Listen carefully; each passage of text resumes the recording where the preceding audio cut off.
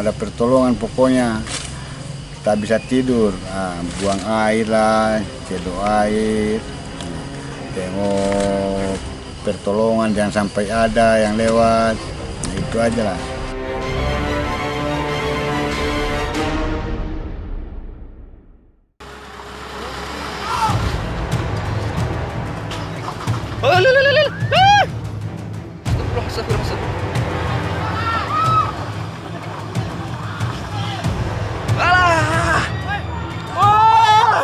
Kepanikan langsung terjadi saat sebuah truk yang sedang mengangkut rombongan siswa SMK tidak kuat menanjak dan tiba-tiba mundur.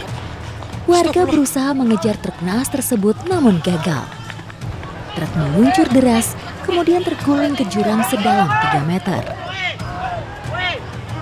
Kecelakaan yang terjadi di desa Pesangkalan, Banjarnegara, Jawa Tengah ini viral di media sosial.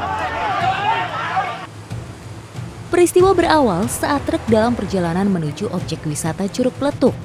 Saat melintas di jalan menanjak, ban belakang truk tiba-tiba selip. Akibatnya, truk terhenti dan akhirnya hilang kendali. Beruntung, tidak ada korban jiwa dalam peristiwa ini.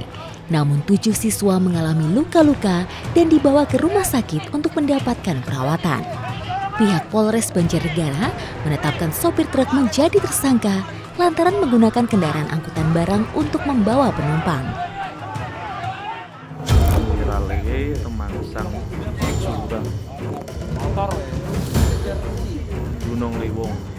Sebuah mobil yang tersesat di tengah hutan pegunungan Kendeng Utara, Kabupaten Pati, Jawa Tengah, jauh dari pemukiman, viral di media sosial.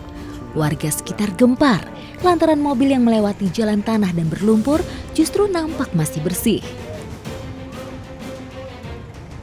Pengemudi awalnya memakai Google Maps saat akan pulang ke Pasuruan dari arah Tayu. Saat sadar sudah tersesat, mobil tidak bisa putar arah karena terjebak jalan berlumpur. Setelah dibantu warga, mobil bisa diderek dengan memakai jeep. Pengemudi lantas kembali ke Pasuruan.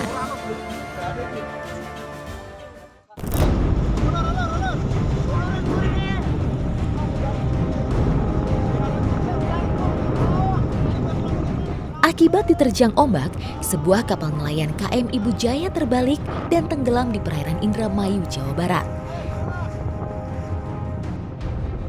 5 ABK dan 1 nahkoda kapal selamat setelah mendapatkan pertolongan dari Pol Air Polres Indramayu.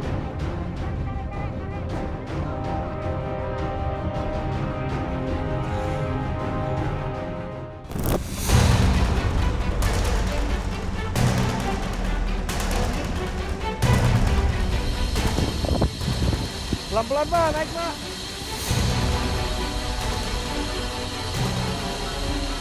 Sunardi dalam kondisi lemas setelah terombang-ambing di laut lepas selama 7 hari. Hanya keajaiban yang membuat nelayan asal Bintan, Kepulauan Riau ini mampu bertahan hidup tanpa bahan makanan. Masih tergambar jelas dalam ingatan Sunardi saat harus bertaruh nyawa melawan ganasnya ombak seorang diri.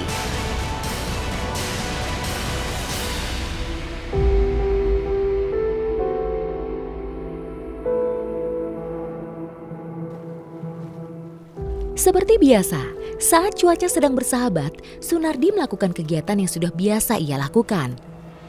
Melaut. Ya, menjadi nelayan sudah menjadi garis takdir yang dia lalui sejak 25 tahun lalu. Setelah semua siap, Sunardi pun berangkat mencari rezeki dengan jarak sekitar 12 mil dari daratan. Cuacanya ini mendukung sekali.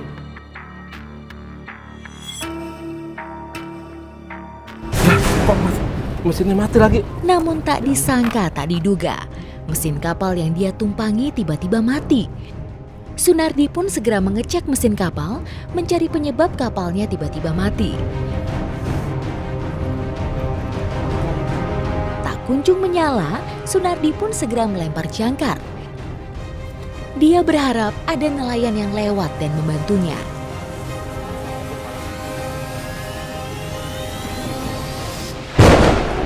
Tapi nasib berkata lain. Saat belum ada satu kapal pun yang lewat, tiba-tiba cuaca ekstrim dan gelombang tinggi datang. Tak ingin kapalnya terbalik, Sunardi segera menarik jangkar dan mengikuti kemana arus laut membawanya. Sunardi pun menyiapkan segala kemungkinan terburuk yang akan terjadi. Ia mulai memasukkan berbagai perlengkapan ke dalam kotak penyimpanan ikan. Kapal sudah penuh dengan air. Jadi situ saya berusaha untuk keselamatan saya, macam gula, apa yang ada di bot itu saya taruh di dalam pibet, lampu kelip untuk persiapan, dengan gayu untuk buang air, kain, nah itulah. Ya Allah, kalau cuaca buruk begini, gimana nih? Perahu bisa karam nih. Ya Allah. Saat kapal mulai tenggelam, Sunardi harus berpikir cepat agar tetap hidup. Ya, kotak penyimpanan ikan menjadi satu-satunya harapan baginya untuk bertahan dari terpaan gelombang. Sebelum ada pertolongan pokoknya tak bisa tidur, buang air lah, cedok air, tengok pertolongan jangan sampai ada yang lewat. Nah itu aja lah yang saya kegiatan saya selama di dalam pibet. Ya Tuhan, tak terbayangkan bagaimana beratnya Sunardi bertahan hidup sendirian di tengah laut melawan tingginya gelombang dan cuaca ekstrim tanpa bekal bahan makanan. Untuk menambah energinya, dia hanya mengandalkan gula merah. Jumlahnya yang tak banyak membuat Sunardi harus benar-benar hemat, karena dia tidak tahu kapan kapal akan lewat dan membantunya. Sedangkan untuk menghilangkan rasa hausnya, dia hanya berharap pada hujan yang sesekali turun.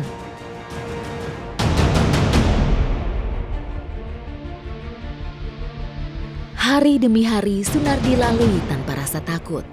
Ia hanya memikirkan bagaimana caranya pulang dengan selamat. Namun perasaan sedih terkadang datang, tak kalah mengingat keluarganya di rumah.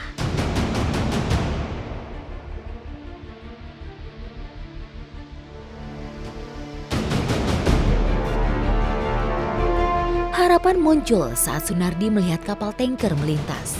Sekuat tenaga, dia berusaha menarik perhatian awak kapal. Anak kapal, tolong, tolong, tolong, tolong.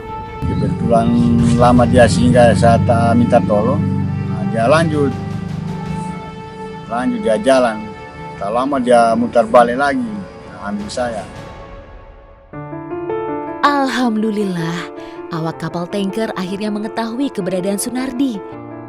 Sunardi diselamatkan saat berada 40 mil dari daratan. Penyelamatan dilakukan dengan kapal tanker mendekati Sunardi, kemudian Sunardi menaiki kapal dengan cara memanjat tangga tali. Nah, disitulah saya minta pertolongan, saya minta makan, langsung dia orang kasih turun tangga, baru saya naik kapal. Kapal tanker tujuan Jakarta ini akhirnya membawa serta Sunardi ke Jakarta. Suasana haru langsung pecah saat Sunardi pulang ke rumahnya di Kampung Sukamaju, Kabupaten Bintan. Tak ada rasa trauma sedikit pun yang dirasakan Pak Sunardi. Namun semenjak kejadian itu, ia harus kehilangan kapal kesayangannya. Paling ke surau, pergi sholat, pulang dari situ tidur, kadang duduk. Tapi kalau untuk melaut lagi ya macam mana kita nak melaut lagi. Kita punya bos sudah tak ada.